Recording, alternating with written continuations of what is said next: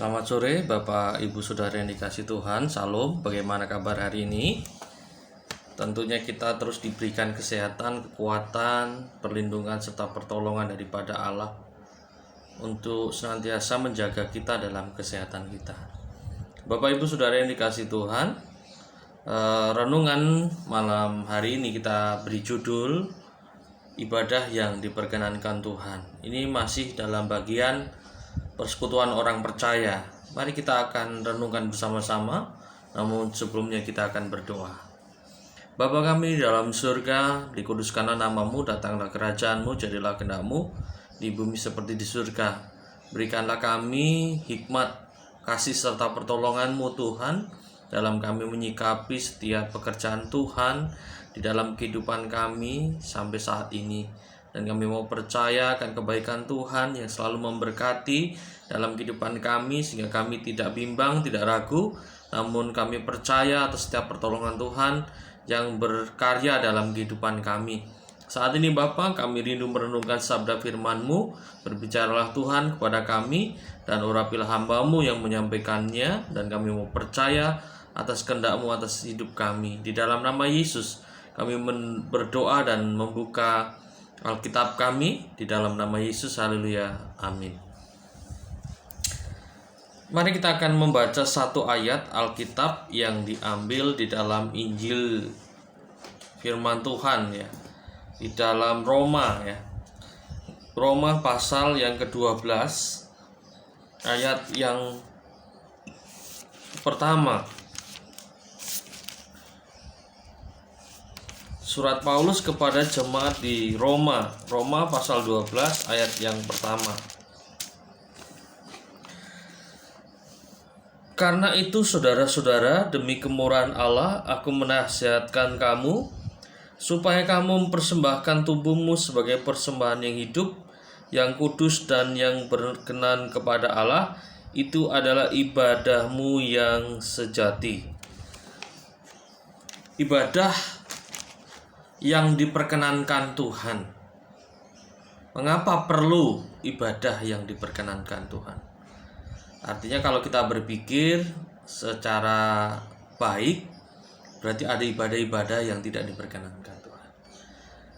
Fakta yang dicatat di dalam perjanjian baru ataupun dalam perjanjian lama, di dalam perjanjian lama, di dalam Yesaya pasal yang ke-29 ayat yang ke-13, mengungkapkan kemunafikan ibadah Israel yang tidak menyenangkan Tuhan. Jadi ada orang-orang Israel yang dengan sengaja melakukan kemunafikan ibadah. Ya, jadi bangsa Israel dengan sengaja melakukan kemunafikan ibadah di dalam kehidupan mereka. Di dalam perjanjian baru, Tuhan Yesus juga mengungkapkan hal yang sama. Di dalam Matius pasal yang ke-15 ayat yang ke-9 dikatakan bahwa percuma mereka beribadah kepadaku ya, percuma. Artinya bahwa apa yang mereka kerjakan, apa yang sedang mereka lakukan ya, itu bagi Yesus percuma ya. Percuma beribadah kepadaku. Artinya ada sesuatu yang tidak dikerjakan ya. Ya. Mereka beribadah tetapi ada sesuatu yang tidak dikerjakan. Percuma mereka beribadah kepadaku, sedangkan ajaran yang mereka ajarkan ialah perintah manusia. Jadi mereka berfokus kepada manusia ya, bukan kepada apa yang dikehendaki Allah di dalam ibadah tersebut. Kemudian Yohanes juga menekankan di dalam Matius pasal 3 ya, Matius pasal 3, saya akan bacakan untuk kita semua.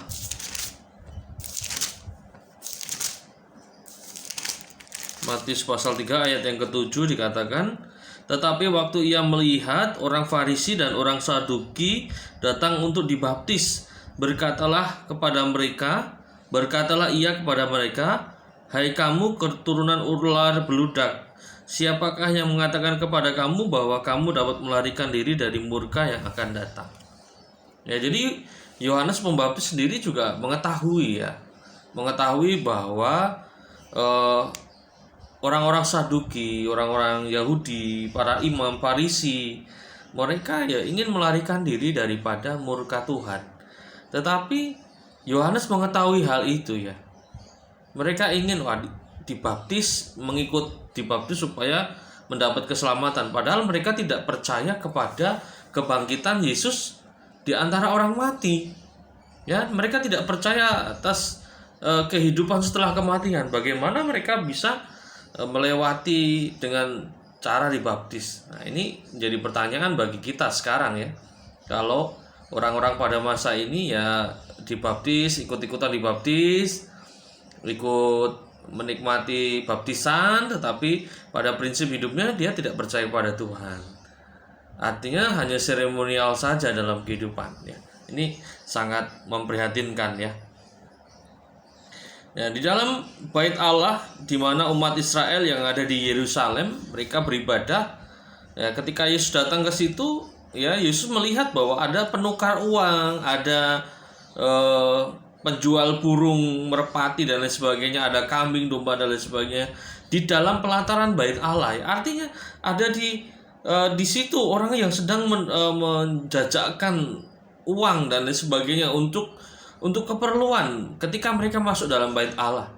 Nah, Yesus datang dan menjungkir balikkan. Ya, memang waktu itu terjadi pertengkaran ya. Ya, terjadi suatu keadaan yang kemudian mengarah kepada apa yang dilakukan oleh Tuhan Yesus ya. Orang-orang Yahudi dan para imam ini ya, mereka ditegur keras oleh Tuhan Yesus. Tetapi apa yang mereka lakukan? Mereka tidak berbalik dan bertobat, malahan mereka ya menyalahkan Tuhan Yesus. Sangat ironis sekali. Ya, ada fakta bahwa ya yang terjadi di dalam bagian-bagian Alkitab yang lain ya, ada Yesus menyikapkan kepalsuan yang terjadi bahkan di gereja-gereja Tuhan di masa ini. Nah, ini menjadi PR bagi kita juga. Ya, jadi ketika kita datang kepada Tuhan, ya hendaknya kita datang kepada Tuhan dengan kesungguhan hati. Datang kepada Tuhan dengan kepatuhan diri kepada Tuhan. Apa yang menjadi kehendak Tuhan ketika kita beribadah kepada Tuhan? Apakah ibadah kita berkenan ya? Itu yang harus kita pikirkan. Pertanyaannya adalah bagaimana ibadah yang berkenan kepada Tuhan? Di dalam Roma pasal yang ke-12 ayat yang pertama, Roma 12 ayat yang pertama, ya kita kembali kepada Roma, kitab Roma pasal 12 ayat yang pertama.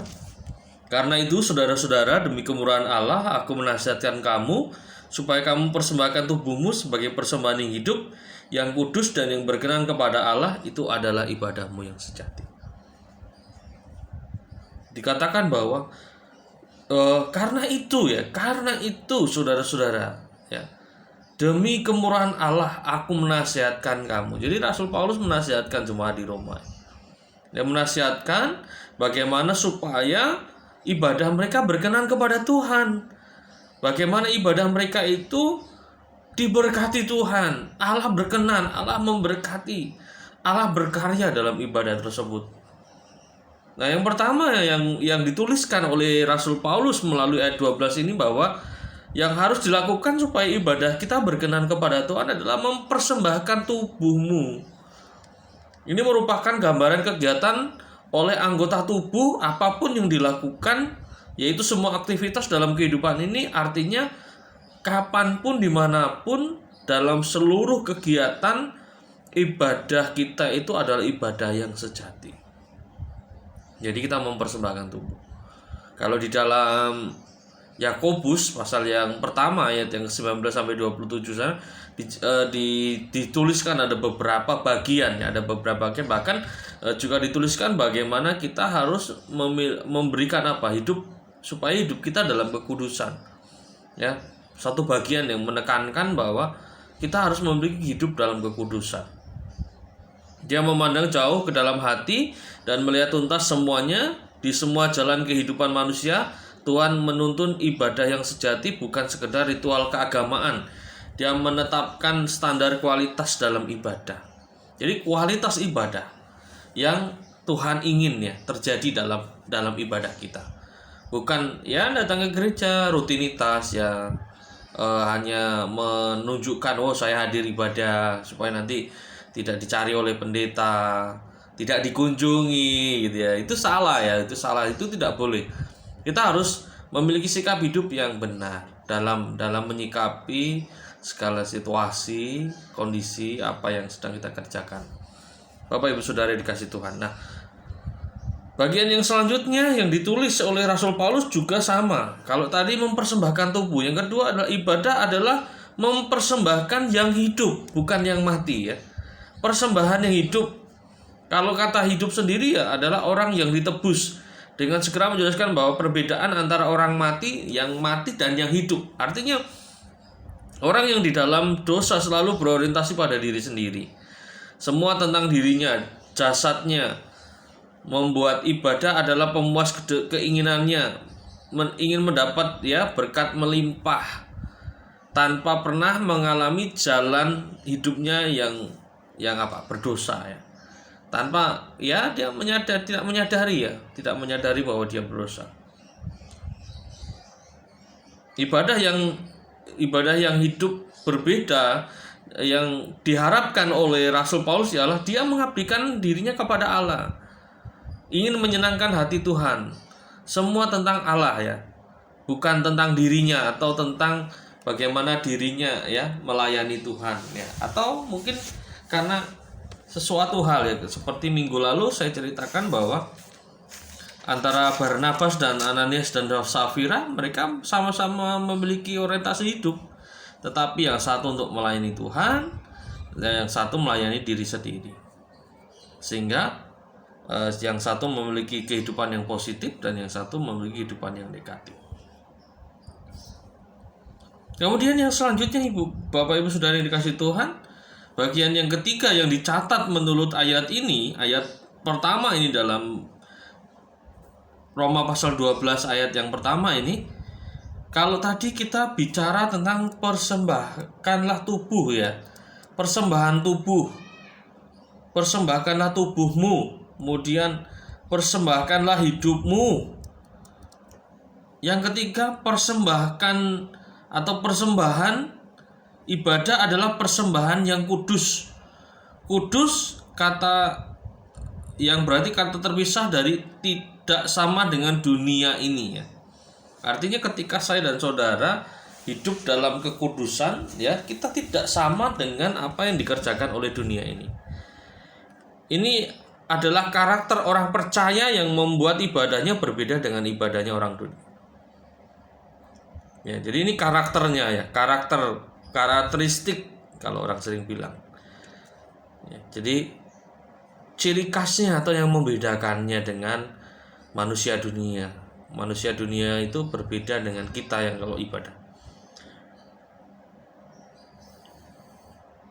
Dengan ibadah pada umumnya yang mengharapkan pengabulan atas semua yang diinginkan. Jadi kalau ibadah ke gereja, kalau mendengar khotbah, kalau Anda sedang beribadah, apapun hal yang dikerjakan di gereja itu bukan bertujuan untuk mengabulkan doa Anda dijawab, sesuatu yang Anda inginkan terpenuhi, ya itu salah besar. Tetapi ketika Allah berkehendak atas itu sesuatu yang berbeda, ya.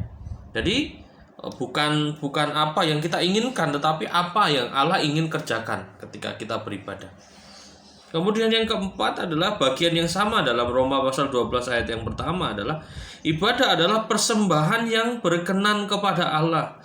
Berkenan artinya memenuhi standar Allah, bukan standar manusia dengan baju agama yang mengatasnamakan Tuhan.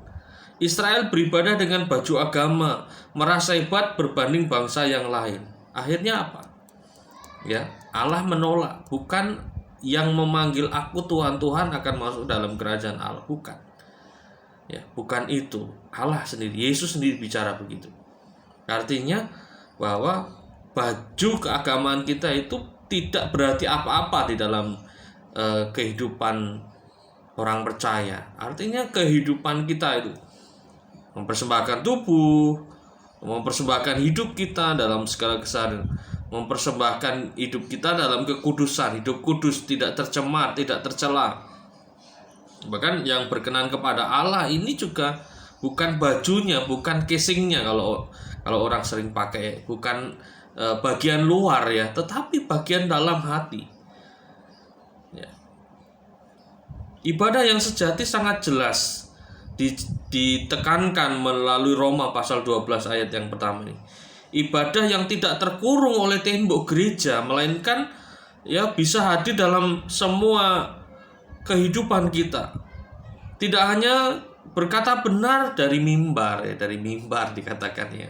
Termasuk ini saya juga ditegur ayat ini mengatakan, melainkan hidup benar dalam kesehariannya, tidak hanya mempersembahkan persembahan atau perpuluhan saja, melainkan berbelas kasihan kepada yang membutuhkan. Tidak hanya berdoa, tetapi juga fakta hidup yang baik tidak terbantahkan. Ini penekanannya melalui renungan pada saat ini ya. Jadi tidak hanya rutinitas gereja perlu dilakukan, tetapi tidak hanya rutinitas, sekali lagi dilakukan, dikerjakan, disampaikan dalam keseharian kehidupan kita, sehingga apa yang ingin Tuhan nyatakan dalam kehidupan kita terjadi ya, terjadi secara luar biasa. Bagaimana dengan kualitas kehidupan kita sehari-hari ya? Apakah kita dikenal sebagai orang yang murah hati, orang yang benar, orang yang peduli terhadap sesama ya, bisa dipercaya, atau ya mungkin yang lainnya ya? Atau bagaimana kehidupan kita itu? Apakah hidup kita seperti yang Tuhan inginkan, seperti yang Tuhan kerjakan dalam kehidupan kita, menjadi berkenan kepada Allah dalam ibadah kita? Artinya bahwa kita memberikan seluruh hidup kita sebagai persembahan dalam kekudusan, sehingga kehendak Tuhan terjadi di dalam kehidupan kita ya. Mari kita akan renungkan ayat ini, kita akan kembali ingat apa yang Tuhan ingin katakan melalui Roma pasal 12 ayat yang pertama. Mari kita berdoa. Bapa, kami bersyukur, berterima kasih kepada Tuhan. Tuhan mengingatkan bahwa ibadah yang sejati adalah memberikan tubuh, memberikan hidup dalam kekudusan, dan memberikan hidup yang diperkenankan Tuhan. Adalah satu demi satu bagian dalam kehidupan kami yang harus kami kerjakan, sehingga kami memberi kualitas hidup kami lebih baik daripada hanya mengejar hawa nafsu keduniawian kami dan pakaian keagamaan yang sebenarnya tidak berarti apa-apa di dalam kehidupan kami. Terima kasih Bapa di surga, kami mohon ampun jika ada dosa dan pelanggaran yang kami lakukan di hadapan-Mu, dan kami menyerahkan hidup kami selanjutnya ke dalam tangan kuasa Tuhan. Dan kami mau melanjutkan ibadah kami dan untuk berdoa bagi bangsa negara kami, untuk saudara-saudara kami. Terima kasih Bapa, di dalam nama Yesus kami berdoa. Haleluya. Amin.